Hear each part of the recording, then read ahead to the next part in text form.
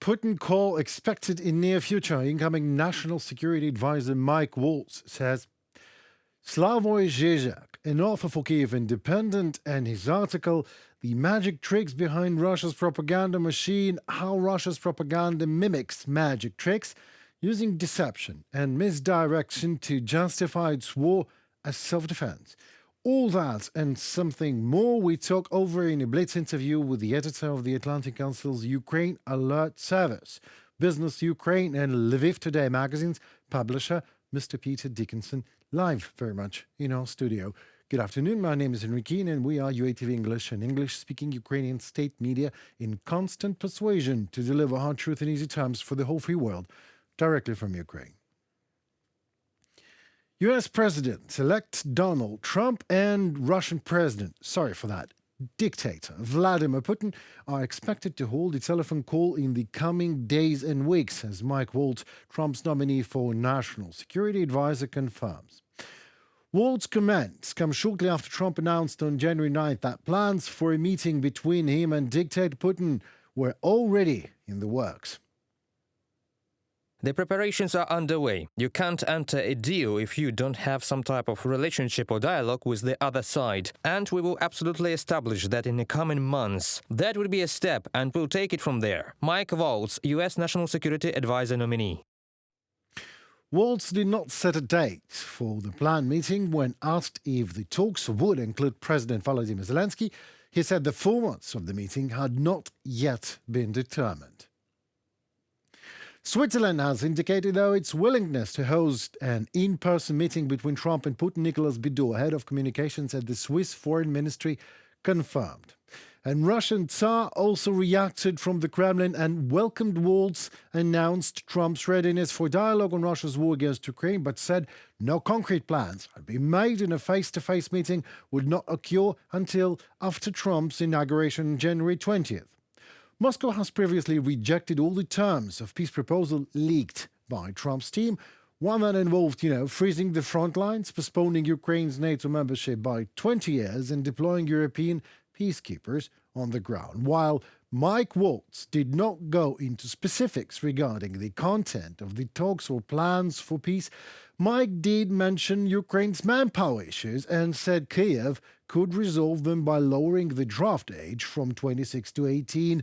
If Ukrainians have asked the entire world to be all in for democracy, we need them to be all in for democracy. We need to see those manpower issues addressed. Waltz also said it wasn't realistic to expect a complete withdrawal of Russian troops from occupied regions of Ukraine, including Crimea. But it's not about Waltz, It is not even about Ukraine in particular. It is about us as a human race in general.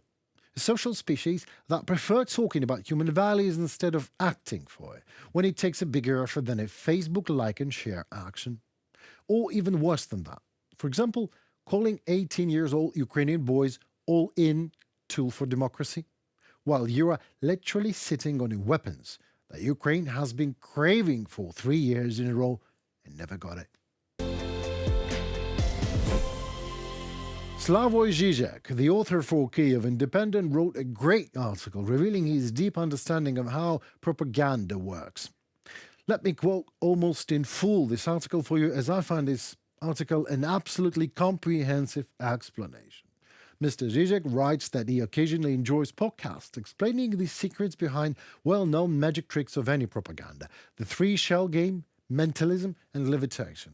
And after reading recent news from Russia, he comes to the conclusion that these tricks offer a clue to how Russian propaganda has achieved what seems impossible to common sense, claiming that the Russian attack on Ukraine is an act of self-defense. The standard explanation for magic tricks is that they usually rely on at least two different strategies, combining them to produce the desired effect, and Russia is doing exactly the same. The Russian government approved a list of 48 foreign states and territories accused of implementing policies that promote destructive neoliberal ideological attitudes which contradict traditional Russian spiritual and moral values. This list was approved under a decree signed by Putin on August 19th, aimed at providing humanitarian support to those who share traditional Russian spiritual and moral values. And there was another list. States on that list are now officially designated as enemy states, simply because they don't share these Russian values. There's no mention of a multipolar world. You are an enemy of Russia just for not sharing its values. Oddly, North Korea and Afghanistan are included on this list, but Russia isn't being deceptive. Its respect for traditional values aligns with North Korean and Taliban ideology in rejecting the European Enlightenment as the ultimate evil in history. The conflict is thus elevated to a metaphysical religious level. Beneath all the talk of a new multipolar world lies the vision of a total war to the extinction of two opposites. When religion directly enters politics, the threat of deadly violence is never far behind. A number of clarifications defining the conditions for the use of nuclear weapons were being made to Russia's nuclear doctrine, the category of states and military alliances in relation to which nuclear deterrence is carried out is expanded. Russian dictator Vladimir Putin. And the author comes to an obvious conclusion. Those who see the Russia-Ukraine war as a proxy war between NATO and Russia would claim that Russia is under attack by NATO. In some sense, this is true, but in what sense? The catch lies in how we define the self in self-defense. If I occupy land that isn't mine and declare it mine, like parts of Ukraine, and if the land or people there resist, I can claim that my actions to crush them are in self-defense.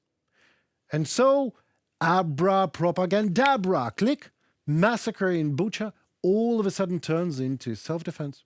Tortures and rapes and executions turn into Ukrainian-made fakes to discredit Russia. European and American sanctions turn into imperialism against Russia.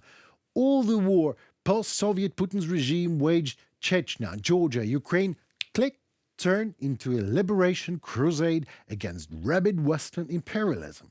That is, Russian propaganda does not just lies. It turns the truth upside down, killing, robbing, destroying entire nations in the name of the empire. And since the empire is Putin alone, then all that remains for Putin's Russia is to meet America in Switzerland and agree with Trump what exactly parts of Ukraine he will give to Putin in the name of peace. Well, hear that? Putin is already calling Mr. Trump. All that remains is to pick up the phone. Editor of the Atlantic Council's Ukraine Alert Service, Business Ukraine and Leave Today magazine's publisher, Mr. Peter Dickinson, is with us very much alive in the studio. It is a pleasure, sir. Hello. Hi. How have you been doing lately? That's a difficult question in Ukraine these days to Right. answer. I'm okay. My standard answer, I think, is I'm okay. My family are okay. We're safe. We're healthy, so I can't complain. It's tough times, but life goes on. Well, thank you very much, first of all, for being here in Ukraine. Secondly, for being here in this very studio. My We pleasure. appreciate it. Thanks for having me. The Atlantic Council, well, let me quote, a non-partisan organization that promotes constructive U.S. leadership and engagement in international affairs based on the central role of the Atlantic community meeting today's global challenges. So you are the voice of America, just with a slight touch of British accent. Is that true? I wouldn't go that far. I mean, I'm the editor for the Atlantic Council here in Ukraine. The Atlantic Council is a think tank, a Washington D.C. based think tank that dates back to the Kennedy administration, so the 60s, and it's always been about, as the name suggests, building a transatlantic community. So it's very much in support of Ukraine and Ukraine, what Ukraine's been looking to achieve now, not just at the moment, but for the last 20 years, going back to the Orange Revolution even. Right.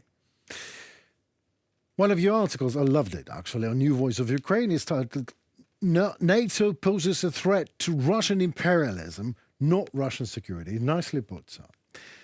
Russia obviously uses vast amounts of venomous propaganda and trying to do its job, and it's working. I mean, look at Fico, look at Orban. However, thanks to the Atlantic Council, the free world has Digital Forensic Research Lab. What is that?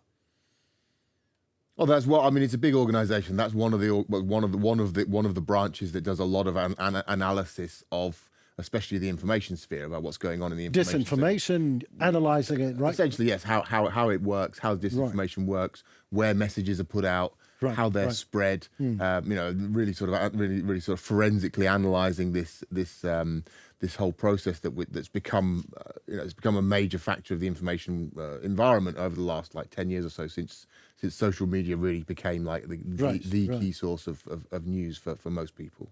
Digital Forensic Lab. It's a nice title. Someone I know in the UK, he says the Russia is a mill of lies, producing it on an industrial scale. So just this Digital Forensic Lab, do we have any countermeasures for Russian propaganda? Any tool that you can suggest, or maybe or maybe you can speculate on that?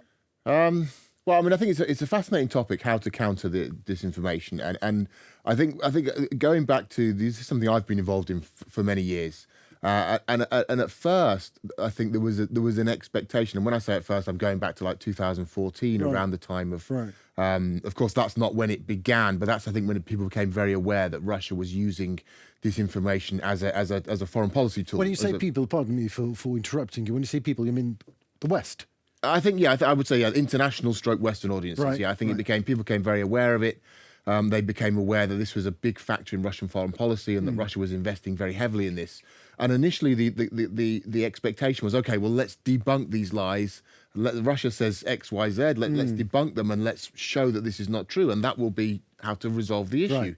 Doesn't work because that was my question. It doesn't work. I think it's important to debunk things. I think you can't leave a lie just uncontested. You need to contest them and say, okay, listen, this is not factually correct, and this is why, and put the actual factual realities out there. But that's not nearly enough. It's not going to be. It's not adequate, and you're going to absolutely. So I think honestly, my personal opinion on this issue now, I would say the most effective thing is to have a stronger narrative yourself. I think it's a battle of narratives. Russia's disinformation is very attractive very often. They play on very attractive issues. Yes. They present it very well. They play on existing fears. And the pressure it's unbelievable. They exactly as you say, they invest heavily. Yeah. Huge amounts of money, but they also they know their market, they know their audience. So they play the NATO card, for example, blaming NATO for the war in Ukraine, for the Russian invasion of Ukraine, works very well with Western audiences. It doesn't work very well with the global South because they're not really preoccupied by NATO. So with the global South, then they use the issue of Western colonialism, Western imperialism, and position Russia as an anti-imperial force. So it's horses for courses. They find a good narrative to fit each different audience they wish to reach, and they shape their narratives very specifically to appeal to these audiences. So it's extremely sophisticated. It is, and just debunking it. By saying, well, this is not true. I think people aren't very responsive to that, and also you don't reach the same scale of audience. So I would say the most effective tool is really to have attractive and engaging and convincing narratives of your own, and to promote them as much as you can, as much as possible. Well, let's try to debunk it in a proper way. The narrative that NATO is coming to. I don't know, to attack Russia, or what they are saying, that how to do it. Let's just it's a good, very very good example. I think the first thing we need to say is it's not effective to say, okay, Russia's just lying here. Yeah, absolutely. Russia clearly doesn't like NATO. That's a fact, and Russia doesn't like the fact that NATO's expanded. But the issue here is not that Russia doesn't like it. The issue is Russia's opposition to NATO legitimate? What is Russia opposed to? And this is where it gets interesting, because I think if Russia's narrative is, well, NATO is a threat to Russia, and Putin often talks about this, and other Kremlin officials often talk about this. They say, well, NATO is a threat to Russia, so our response is legitimate. Our invasion of Ukraine is legitimate. Other things we do are legitimate. But actually, we see from Russia's own actions, especially in relation to its response to Finland joining NATO in 2023, like last year, almost a year and a half ago now. Yeah.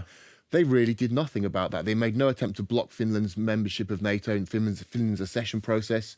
They didn't oppose it. They didn't even voice opposition, never mind taking action. They could do that, right? Which they could easily have done. And they also, since then, have effectively demilitarized their border with Finland. So essentially, Putin is proving by his own actions that they don't view NATO as a physical threat, as a security threat to Right, Russia itself. right. They are simply object. Right. And people say, okay, yeah, but Finland's not Ukraine. And say, yeah, well, that's true, but NATO is NATO. So NATO in Ukraine and NATO in Finland, there's no real quantitative difference there from a Right. military point of view. The difference is that Russia wants to conquer Ukraine. It doesn't want to conquer Finland. So it's not about NATO, it's about Ukraine, it's about Finland. So that is I think that in a nutshell, that's how you challenge this narrative. You say, well, look, guys, so then the question is does Russia have a legitimate right to conquer Ukraine? Well, of course not. So then the whole NATO argument then starts to break down, and you say, well, if Russia doesn't view NATO as a threat to itself, if Putin understands perfectly well that Russia is not under no threat, then what's the legitimacy of this NATO argument? It's really not legitimate at all. It's just a great litmus. I mean, you take Putin's actions, and on these actions, you show it doesn't work. Yeah. He said, I mean, he very clearly said, he said very clearly, we're not worried about Finland. We don't care. And then they withdraw all their troops. Right. Okay. I would like to talk for hours on this topic. We don't have hours. I know there's a long way back home for you. So say Trump and Zelensky will meet in Switzerland. Say it is happening. Any ceasefire, any terms. Do you believe there is a chance that the decision and the process would not involve Ukraine? I mean, talking about Ukraine should be involving Ukraine, right? Well, that's always been the narrative. Yeah, there's no Ukraine, nothing about Ukraine without Ukraine. That's always been the position of all the Western leaders. But I think it's likely that Trump would look to have some sort of a summit with Putin. That appeals to him and his worldview and the way he sees things happening. But he'll be in for a very rude awakening if he thinks he can make decisions without Ukraine. That's not going to happen. And I think Ukraine wouldn't allow that to happen. President Zelensky wouldn't allow that to happen. But also other Western countries wouldn't allow that to happen. So he'll have his meeting. He'll have his his photo op, as it were, his big stage event with Putin. I think that's likely. But they won't be able to make decisions without Ukraine. No, I don't think so. Great. I mean, and also this trilateral meeting it's impossible. I can't imagine Zelensky sitting, at one table with Trump and Putin and then Zelensky. Is that? I can't. I mean, I think it's.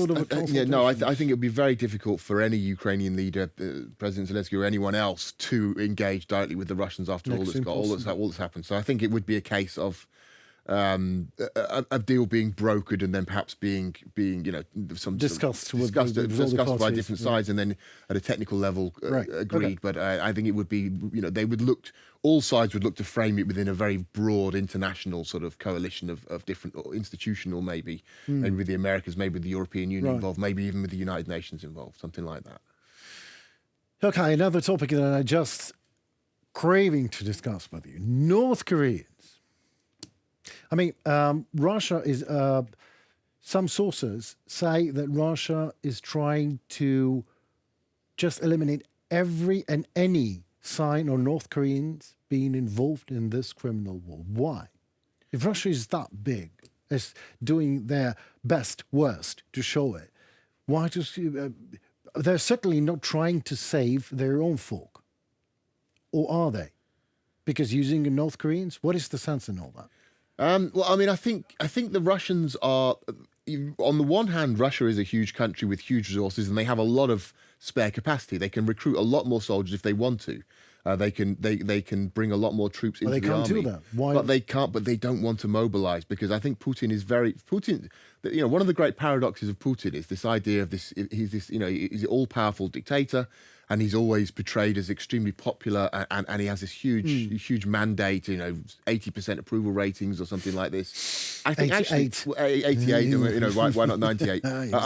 I think in reality he's very much aware, very conscious that it's a very fragile thing. His regime, his grip on power is a lot more fragile than he would like people to believe. Russian nation, you mean? Yeah, in Russia, and if you look, if we look the obvious example would be the Wagner mutiny in the summer of 2023, where it was a very brief affair, but in that space of like 36 or 48 hours, very quickly it looked like the regime might crumble, and nobody came to his rescue. No one rallied around the Kremlin, rallied around Putin, said, we're going to stand with the great leader. On the contrary, people were looking to flee. People were taking planes out everywhere they were trying to, it was a very, very vivid example of the fact that this guy actually, his grip on power is not that strong. And he knows that if he pushes the mobilization issue and if he dips into this mobilization fund that does exist in Russia, the chances of that causing a significant opposition is quite high. So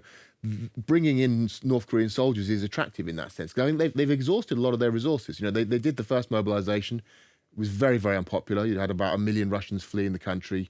It's hit their economy hard. Then you had they've almost emptied the prisons. They've almost gone through that now.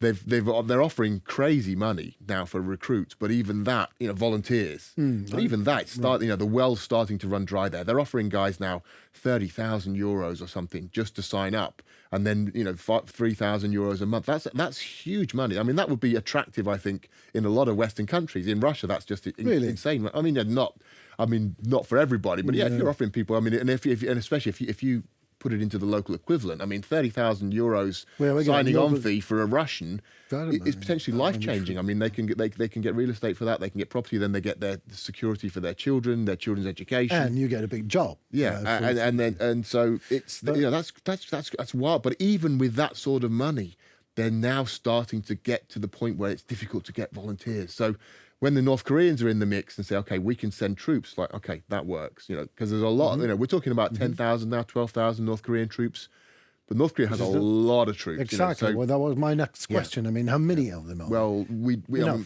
one would assume that if we don't see a more robust response from the West, and frankly, at this point, we've not seen that at all. No. What's the difference from a North Korean perspective to send 10,000 soldiers or to send 50,000 soldiers or 100,000? Right. I mean, I don't see a huge difference, and that's very dangerous because, of course, that does become a much bigger factor then. If they're sending, if we've got hundreds of thousands of North Korean soldiers fighting in Europe, it's already very serious. But people, I think the Western leaders need to understand that this is a very specific line that's being crossed, and if they don't react, we're going to see a much bigger flood of these soldiers coming into the war zone.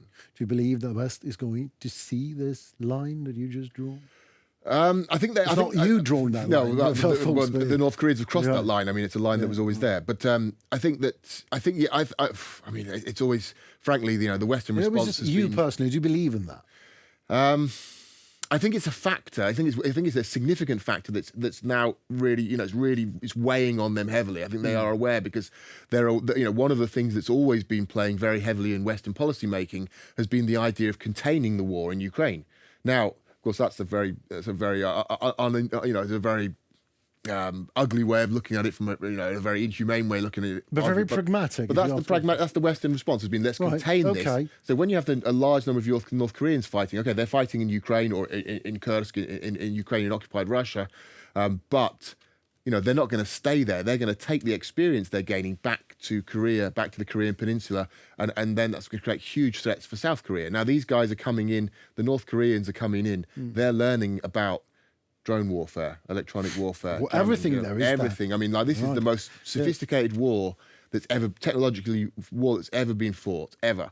And the North Koreans are gaining absolutely priceless, from their perspective, experience that they're going to take back. So that's broadening the war. The Iranians the same. The Iranians are gaining very valuable experience in terms of drone warfare, missile warfare, ballistic missile warfare in Ukraine that they're also going to apply. That's a big threat to Israel, as well as other countries, but specifically to Israel. Small planet, isn't it? It's a small planet, and it's getting smaller, and the potential for the Russian invasion of Ukraine to become a genuine world war. Right. I mean, some say it already is. I would say it's probably a little bit over egging it, but it's certainly becoming a very, very international conflict, and that's something they want to contain. So, to come back to what your original point, yes, I think it's a really significant factor for Western policymakers when they look at this, decision makers, when they're saying, okay, this is getting out of hand now, and it's going to get worse. It's going to get, we're going to see this becoming broader and broader. 3 years in a row. Yeah, after 3 years of this. So, slowly, it's obviously very, unsatisfactory how slow these processes are going. But that's a big factor. The North Korean thing is significant. Everyone I know in Ukraine, they say that whatever the ceasefire terms are, Ukraine should be getting ready to another invasion, to another war, whatever comes, as a ceasefire, we should be just ready. Do you believe in that this is true?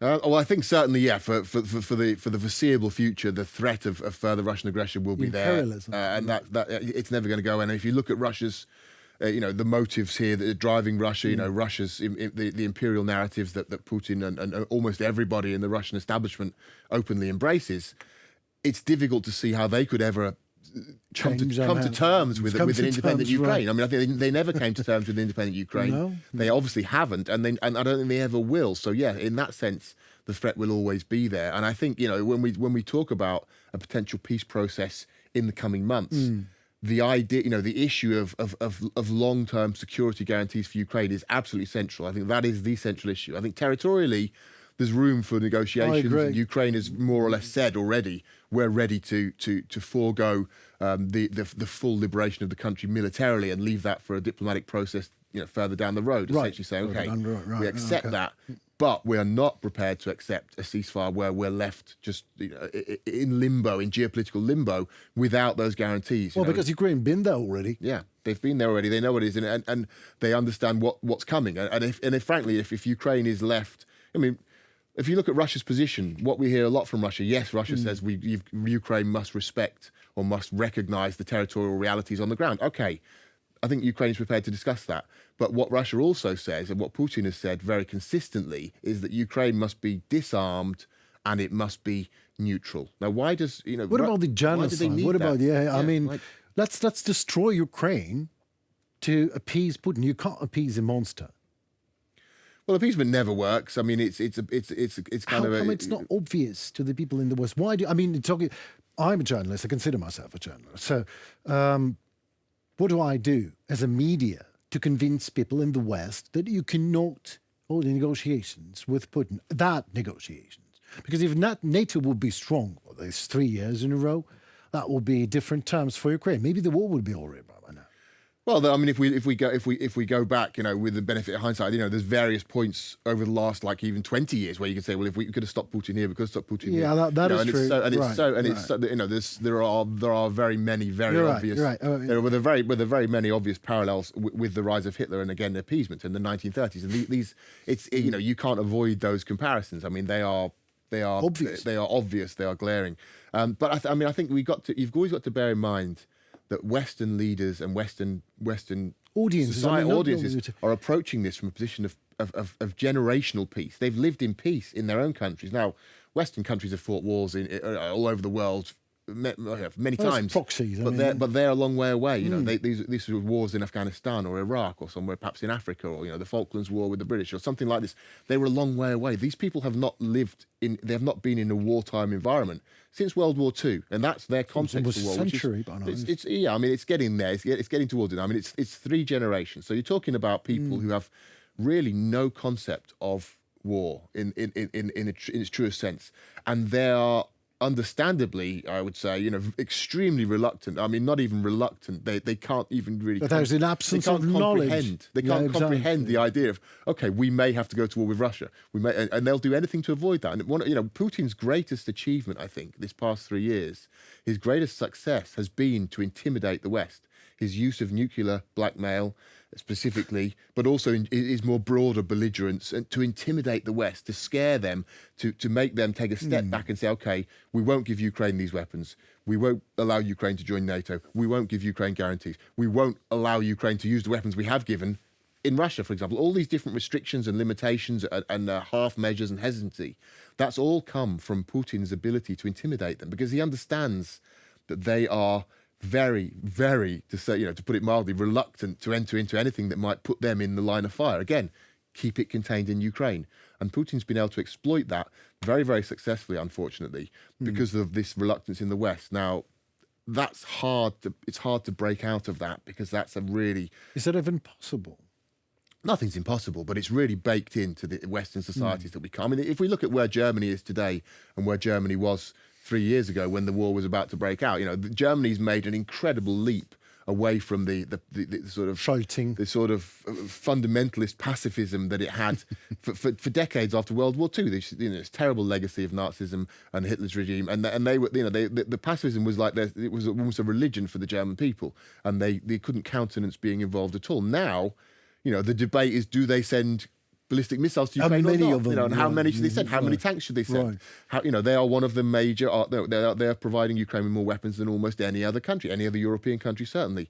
That's a huge leap. So I wouldn't be fatalistic and say nothing can be achieved, but it's still a massive issue to get these countries on board and say, guys, you've got to understand. One of the how do we do that? One of the arguments I think that's important to make is say, well, look, apart from any moral issues here, or even like simple security, defense, military issues. Think about the money. If you don't stop Russia now, it's going to cost you a lot more. There was a study recently that came out, and it's obvious. If Russia is able to achieve its goals in Ukraine, and then Putin will be emboldened, even if he doesn't immediately go further, which he may do, but even if he doesn't, every single country in Europe will have to dramatically increase their spending. It won't be 2%, it'll be 4 or 5%.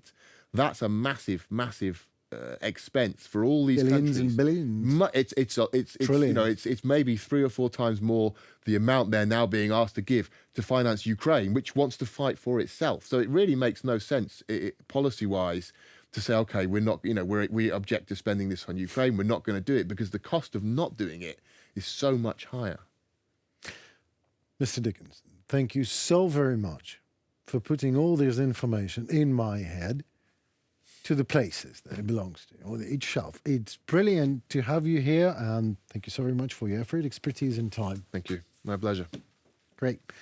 Well, that will be all for tonight. Thank you so very much for your time. We know it's precious. My name is Henry Keenan. We are UATV English, an English-speaking Ukrainian state media, doing our best to deliver hard truth in easy terms for the whole free world, for you, directly from Ukraine. So please like, share, and comment. Your voice matters as it helps Ukrainian voice to be heard globally. Stay safe and tune for more already tomorrow. Goodbye.